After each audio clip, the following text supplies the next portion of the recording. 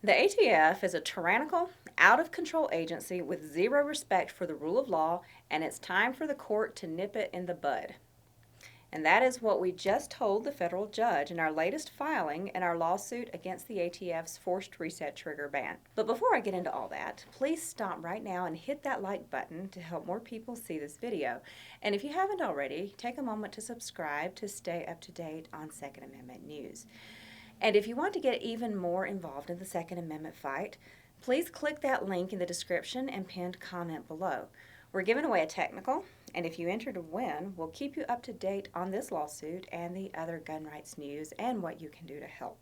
All right, so the last few weeks we've been going toe-to-toe with Joe Biden's ATF.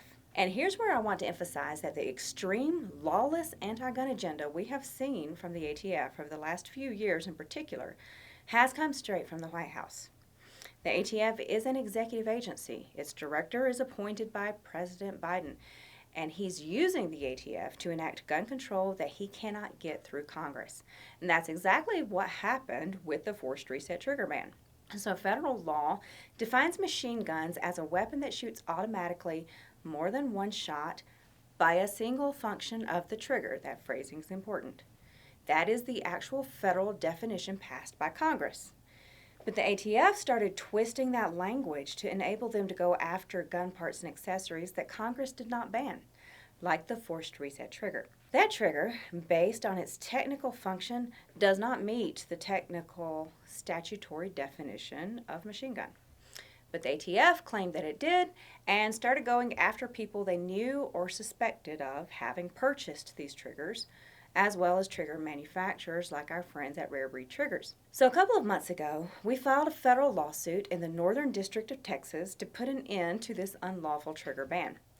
We pointed out that the ATF's actions were unlawful, that Fifth Circuit precedent on the bump stock issue says specifically that the ATF cannot do this. Judge O'Connor agreed and initially gave us a temporary restraining order, but that order was limited to just the individual plaintiffs who joined us on the lawsuit.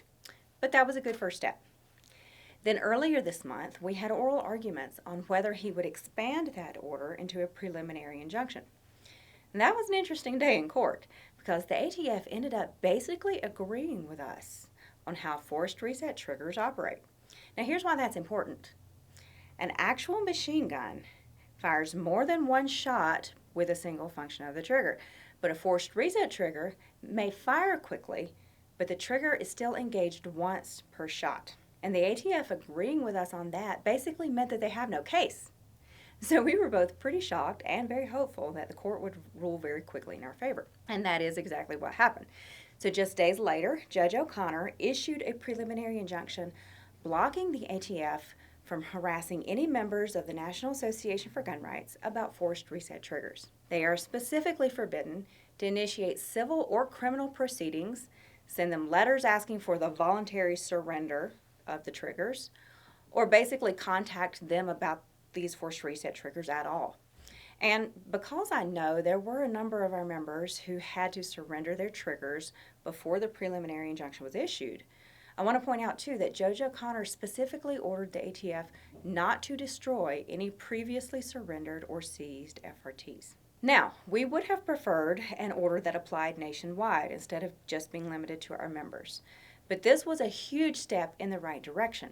Only the ATF refused to obey the judge's order. Not long after that order was given, we started getting calls from members saying, the ATF is contacting me. They're saying my trigger's a machine gun and that I have to surrender it. What do I do? In fact, one member in West Virginia was able to record the ATF agent threatening to get a warrant to come to his house to seize his trigger. We covered that in another video. But take a listen. I want to play a portion of the phone call for you. Just trying to figure out what to do about the trigger. Well, my understanding is there's an injunction covering all NAGR members. Are you aware of that?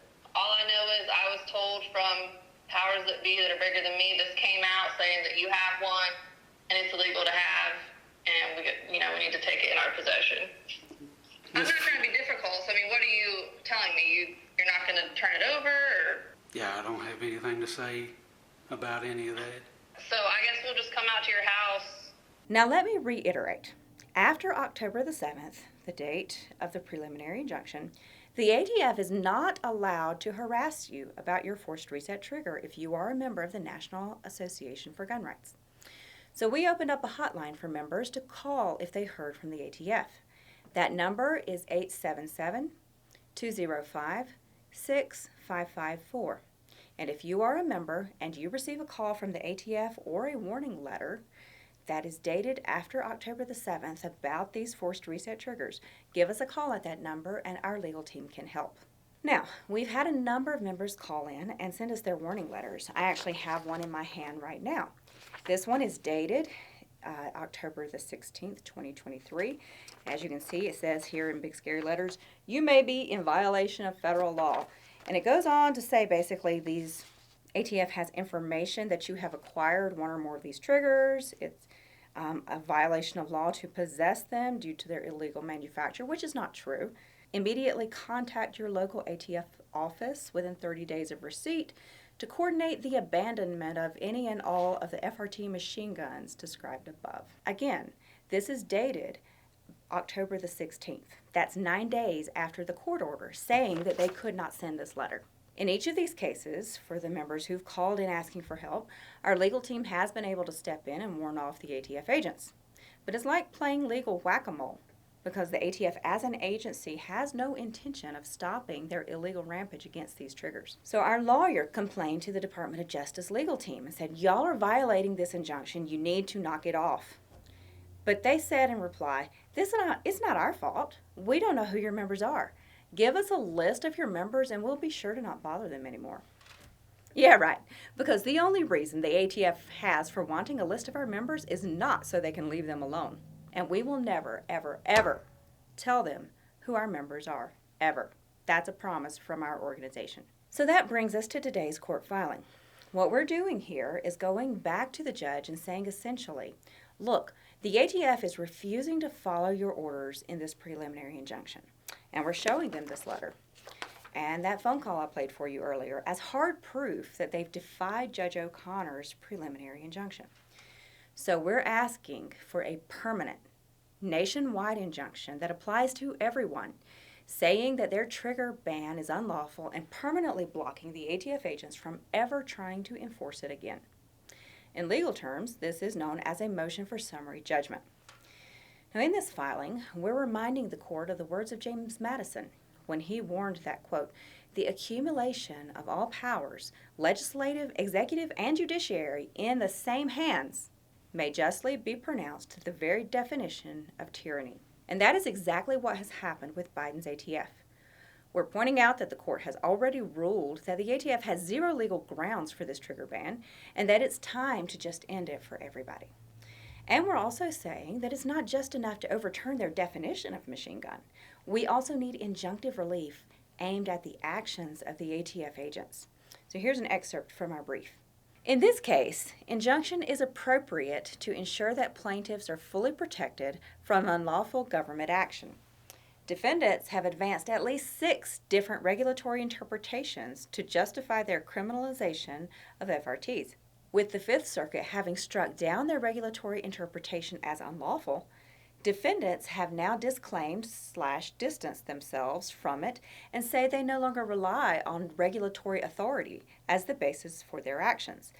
Instead, their position is that the statute should be interpreted for, quote, "single function of the trigger" to mean, quote, "initiation of the firing sequence" and, quote, "constant rearward pressure."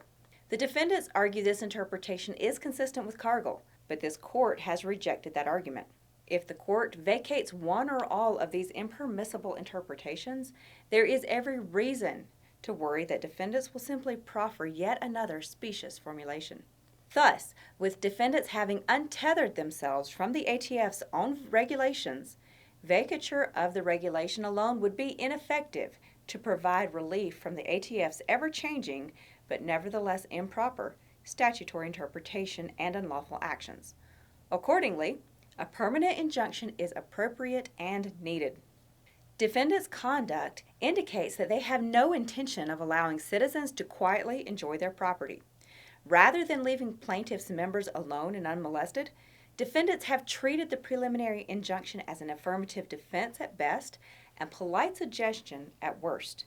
Since the entry of the preliminary injunction alone, defendants have contacted and threatened criminal enforcement against at least 10 National Association for Gun Rights members. Rather than abiding by the court's preliminary injunction, defendants have demanded that plaintiffs provide their membership lists or face continued harassment. Plaintiffs should not be required to trade their First Amendment rights for the quiet enjoyment of their Second and Fifth Amendment rights. This court should enter a permanent injunction that protects plaintiffs and other similarly situated individuals from continued governmental harassment. It should not allow defendants to condition their compliance with a binding judicial order protecting plaintiffs' Second Amendment rights on surrendering their First and Fifth Amendment rights. In other words, it's time for strong, decisive action from the court, putting the kibosh on the ATF's tyranny over forced reset triggers once and for all. So we just filed this motion in court, and we will keep you posted on what the court does. The ATF knows it's on very shaky ground here, and we are hopeful that we'll be able to bring nationwide relief to everyone, member or no, because your Second Amendment rights should not depend on whether or not you are a card-carrying member of an organization. That said, if you're not a member, we could use your help in the fight. So take a moment, if you would, to click the link in the description and pinned comment below to get involved and to enter to win a Toyota Technical. And like this video and subscribe to our channel for more Second Amendment updates.